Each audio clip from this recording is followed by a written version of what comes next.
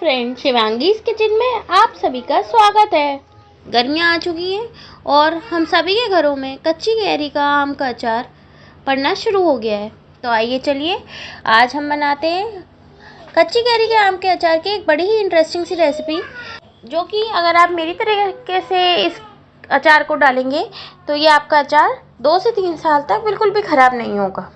आइए देखते हैं। मैंने यहाँ पे 5 किलो कच्ची कैरी ले ली है। इसे हमने अच्छी तरीके से वॉश करके और हम इसको धूप में सुखा देंगे। जब इसका सारा ही मॉइस्चर सूख जाएगा तब हम इस कच्चे आम को, जो ऊपर का पॉइंट होता है, यहाँ से अचार जल्दी ख़राब होता है, इसको नाइफ़ की मदद से हटा देंगे। देखिए किस तरीके से मैं हटा रही हूँ। सारी ही अमियों को हमने ये ऊपर का पार्ट को हटा दिया है। इसके बाद मेरे पास ये आम का अचार हम गुठली वाला डाल रहे हैं, उसको काटने की ये मशीन आती है जिसको हम सरौता कहते हैं। इससे हम काटते हैं। अगर आपके पास ये नहीं है तो जो सब्जी वाले भैया होते हैं वो भी ये मशीन अमियों को काट देते हैं, आप उनसे कटवा सकते हैं। देखिए इस तरीके से इसको चलाकर हमने सारे छोटे छोटे पीसेस में इसको कट कर लिया है। सभी अमियाँ हमारी कट के तैयार हो गई हैं।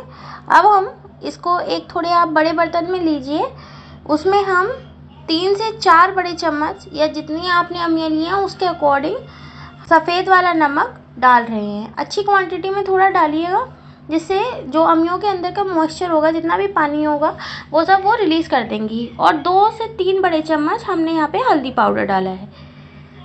दोनों ही चीज़ों को डालने के बाद हम इसको अच्छी तरीके से मिक्स कर लेंगे। हल्दी पाउडर इसलिए डालते हैं जिससे कि आपकी अमियाँ काली ना पड़े। अच्छी तरीके से मिक्स करने के बाद और अब हम इसको 3 से 4 घंटे के लिए धूप में सुखाएंगे। एक पतले कपड़े पे फैला दीजिए या कोई बड़ा बर्तन हो उसमें आप फैलाकर धूप में सुखा दीजिए।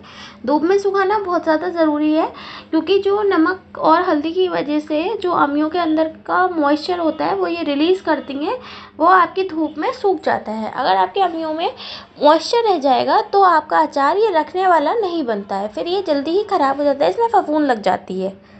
अब चलिए अचार का मसाला बना लेते हैं। अचार का मसाला बनाने के लिए मैंने यहाँ पे आधा किलो सौंफ लिए है, साबुत सौंफ ले रहे हैं। यहाँ पे 100 ग्राम मेथी दाना लिया है, 100 ग्राम पीली सरसों ली है, 100 ग्राम काली सरसों ली है, 3 से 4 बड़े चम्मच जीरा लिया है और 3 से 4 बड़े चम्मच ही कलौंजी ली है, ये काले वाली। देखिए ये सभी चीज़ें दिखने में ऐसी लगती हैं। सभी चीज़ों को हम गैस पे एक कढ़ाई में डाल के हल्का सा रोस्ट करेंगे। पर आपको ध्यान रखना है, जिस तरीके से मैं रोस्ट कर रही हूँ उसी तरीके से करना है। बहुत ही हल्का सा फ्राई करना है, जिससे इनके अंदर जो भी नमी हो वो आपकी निकल जाए। बहुत ज़्यादा रोस्ट नहीं करना है, नहीं तो इसमें से जले हुए की स्मेल आने लगती है। कढ़ाई गरम करके हमने यहाँ पे देखिए मेथी दाना डाल दिया है। मेथी दाना को हल्का सा चलाने के बाद जीरा डाल दिया है। 1 मिनट के लिए इसको चलाया है। उसके बाद सारी सौंफ डाल दी है। सौंफ को अच्छी तरीके से चलाया है। पीली और काली सरसों हम गैस की फ्लेम को बंद करके डालेंगे और कलौंजी को। सभी चीज़ें हमने डाल दी हैं और इस पाउडर को हमने ठंडा करके अच्छी तरीके से मिक्सी के जार में डाल के ग्राइंड करेंगे। दरदरा ही ग्राइंड करें, क्योंकि जो इसका मसाला है वो हल्का मोटा ही अच्छा लगता है। और थोड़ी सी पीली और काली सरसों को रोक लीजिए और कलौंजी को, वो हम साबुत ही मसाले में डालेंगे। डालने के बाद देखिए ये हमारा मसाला रेडी हो गया है। अब हम इस मसाले में जो सूखे मसाले होते हैं उसको डालेंगे, क्योंकि इनको हमें रोस्ट नहीं करना था। 4 बड़े चम्मच मैंने यहाँ पे हल्दी डाली है, हल्दी पाउडर। नमक आप स्वाद अनुसार डालें, पहले थोड़ा नमक डालें, क्योंकि आपको याद होगा अमियों में भी हमने नमक डाला था जिन्हें वाटर रिलीज़ करा था। लाल मिर्च पाउडर डाल रहे हैं थोड़ा सा, 2 चम्मच के करीब। यहाँ पे मैंने आधा चम्मच हींग डाली है। सभी चीज़ों को अच्छी तरीके से मिक्स करने के बाद हमने एक बड़े बर्तन में इसको लिया था, उसको साइड से रख दिया है। फिर हमने फिर से कढ़ाई चढ़ाई है और इसमें यहाँ पे हम मस्टर्ड ऑयल को ले रहे हैं। मस्टर्ड ऑयल मैंने यहाँ पे आधा लीटर पहले लिया है। आधा लीटर मस्टर्ड ऑयल को अच्छा गरम करने के बाद देखिए मैं गैस पे अच्छी तरीके से गरम कर रही हूँ। गरम करने के बाद हम ये स्पून की मदद से, बड़े वाले चमचे की मदद से, हमारा जो मसाला हमने तैयार करा था उस मसाले में हम डाल रहे हैं। और अब मसाले को हम अच्छी तरीके से मिक्स करेंगे। देखिए तेल डालने के बाद हमारे मसाले का कलर कितना ही बढ़िया आया है। थोड़ी सी आप यहाँ पे कश्मीरी लाल मिर्च कलर के लिए भी डाल सकते हैं, उससे भी कलर बहुत ही अच्छा आता है।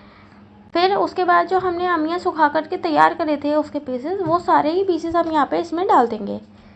सारे पीसेस को अच्छी तरीके से डालने के बाद हम अचार को मिक्स करेंगे। मेरा ये भगोना थोड़ा सा छोटा पड़ गया था, इसलिए मैंने इसको दोबारा से दूसरे बर्तन में जो है ट्रांसफ़र कर लिया है। और ट्रांसफ़र करने के बाद मैं देखिए अब ये इस मसाले को अच्छी तरीके से मिक्स कर रही हूँ। अब मैं सारी जो पीसेस हैं उनको अच्छी तरीके से मसाले में कोट कर रही हूँ। ध्यान रखिएगा कि अगर कुछ पीसेस में मसाला ना लग पाए तो उन्हें अच्छी तरीके से थोड़ा सा रगड़ रगड़ के लगा लीजिए, क्योंकि जहाँ पे गैप रह जाता है वहीं से पीसेस ख़राब होने की चांसेस रहते हैं। अच्छी तरीके से सारे ही मसाले को मिक्स करने के बाद मैं इसको एक प्लास्टिक के जार में भर रही हूँ। आप चाहें तो इसको जो है कांच की बर्तन में भर सकते हैं, जार में भर सकते हैं, या पहले जो बर्नी आती थी उसमें जो है फिल कर सकते हैं। और हमेशा ही ध्यान रखें कि जब आप इस जार को भरें तो जिस भी जार में आप अचार भर रहे हैं उसमें अच्छी तरीके से उसको इस तरीके से मसाले की कोटिंग कर लें, जिस तरीके से मैं कर रही हूँ। उससे कि बिल्कुल भी जार में मॉइस्चर नहीं रहता है और जगह गैप नहीं रहता है एयर का, जिससे कि आपका अचार ख़राब हो। अच्छी तरीके से ग्रीस करने के बाद मैं सारे ही अचार को इसमें फिल कर ले रही हूँ। फिल करने के बाद हमने यहाँ पे थोड़ा सा जो ऑयल है उसको रोक लिया था। 1 लीटर में से आधा लीटर ऑयल हमने रोक लिया था तेल, उसको हमने फिर से गैस पे गरम किया है कढ़ाई में, और गरम करने के बाद अच्छी तरीके से ठंडा कर लिया है। जब हम जार में सारा ही अचार अपना फिल कर लेंगे तब ये जो हमने तेल को गरम करके अच्छी तरीके से ठंडा किया है उसको देखिए इस जार में डाल देंगे, जिससे कि जो आपके अचार के पीसेस हैं वो अच्छी तरीके से तेल में डूब जाए। ये एक स्पेशल टिप मैं आपको बता रही हूँ कि जितना अचार डूबा हुआ होगा तेल में उतना ही वो कम ख़राब होगा। जितना सूखा सूखा अचार होता है उसको ख़राब होने के चांसेस ज़्यादा होते हैं। हमेशा ध्यान रखें कि मस्टर्ड ऑयल में ही अचार को डालें। सरसों का तेल ही सबसे बेस्ट होता है, बाकी किसी भी तेल में ये अचार ख़राब हो जाता है।